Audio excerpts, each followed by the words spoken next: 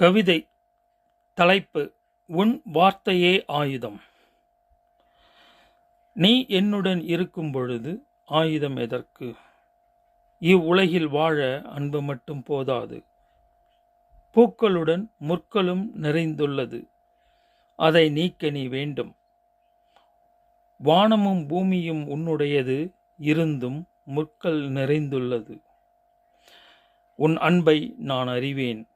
உன்னை உணராதவர்கள்தான் உன்னை சிலுவையில் வைத்து காயப்படுத்தினார்கள்.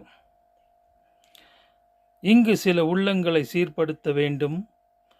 தவறுகளை இனியும் வளரவிடக்கூடாது. எந்த ஆயுதமும் யாரையும் காயப்படுத்த அல்ல. நாவும் அதில் அடங்கும்.